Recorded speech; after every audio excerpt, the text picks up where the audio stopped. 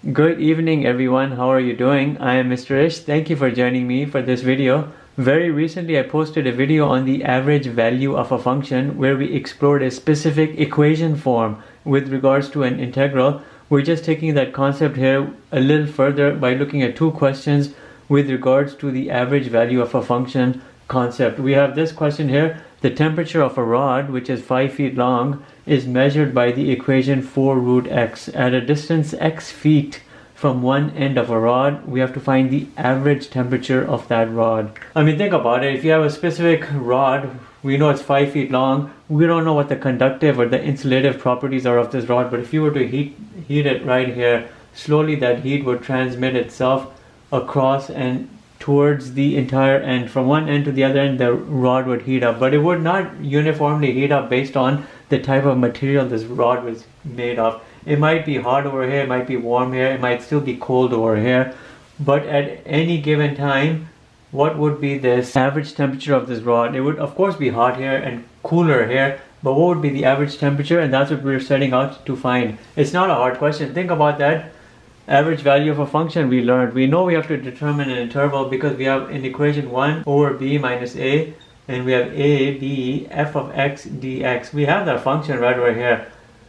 The equation 4 root x is your function. We have an interval, it's 5 feet long. Of course, if it's 5 feet long, from one end it's at 0 feet, at the other end it's 5 feet. So we know very well our interval is 0, 5 because it represents the length, the extremities of that rod. And you know b minus a is 5 minus 0, it very well transforms into 5 over a. And then we also know the function is 4 root x, which we can write as 4x to the 1 over 2 dx. And this right here is going to give us, by means of its integral, everything we need for this specific answer that we need right here, average temperature.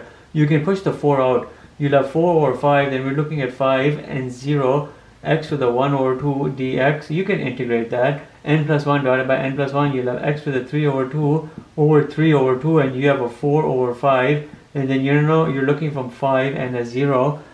Flip this fraction around, you'll have a 4 over 5 times 2 over 3. We'll have x to the 3 over 2 with a 5 and a 0 upper lower limit respectively.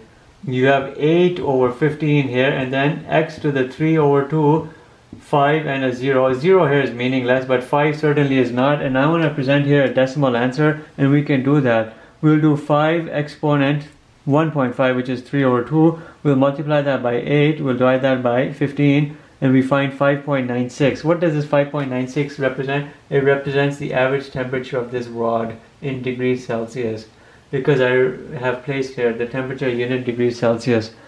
While it might be very hot near that heat source and it'll be quite cool towards the other end, but the average temperature will be 5.96, and the answer looks right to me. So this right here very well represents a good example of a average value of a function. I'm presenting you questions here adapted and modified from my textbook. I'll provide the credit in my video information. And let's look at another question. We're looking here at this now second question, last question, because I want to keep this video short and to the point, at a concept of linear density. The linear density of a rod which is 8 inches long. We don't know what the makeup of this rod is, but it is 8 inches long. The linear density is given by this specific equation, 4 divided by root x plus 2 kilograms per inches. From one end of the rod to the other, we have to find this, the average density. You know, density is basically the unit mass divided by unit volume, like how much matter has been packed in a given volume. That's density. But when you're looking at it in terms of a rod, we can apply this concept of linear density. What do we know here about the equation? Exactly what we've been studying. 1 divided by b minus a, upper limit, lower limit, the difference with regards to the lower upper limit integrated over your function.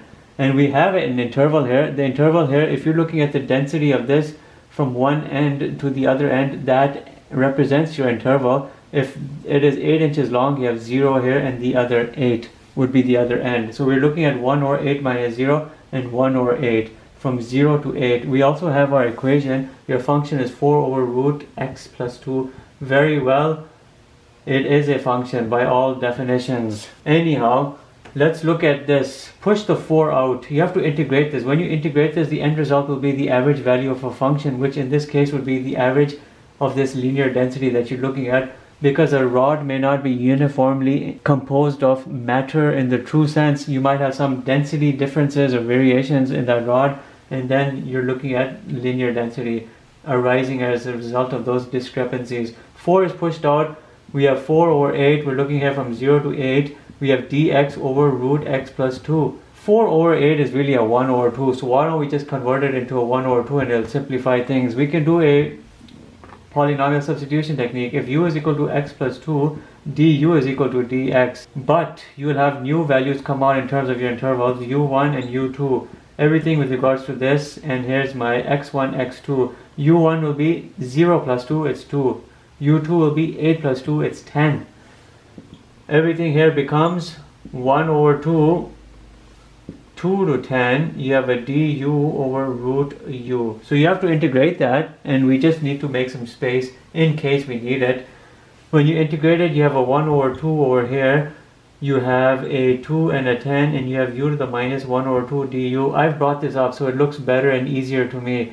And you'll do n plus 1 divided by n plus 1. You'll do 1 over 2 minus 1 over 2 plus 1 is a 1 over 2. And you know this will be 1 over 2. You have a 1 over 2 sitting outside. And then you're looking at everything here from 10 and a 2. This 1 over 2 and this denominator 1 over 2 will literally cancel each other out because it flips, it'll cancel out. You're just basically looking at u to the 1 over 2 from upper limit 10 and a lower limit 2. You're looking at 10 to the 1 over 2 minus 2 to the 1 over 2. You can say that you're looking at root 10 minus root 2. We need to present here a good value in terms of a calculator. We might as well. When you're doing it, you're getting a root 10 minus root 2, and that gives you a 1.748. I'll put the answer right here, 1.748 kilograms per inches. That's your density, linear density answer, right? The amount of matter packed in a given volume, right? That's right there is your 1.748 linear density, and I believe this answer looks good to me, and we'll just say it is good.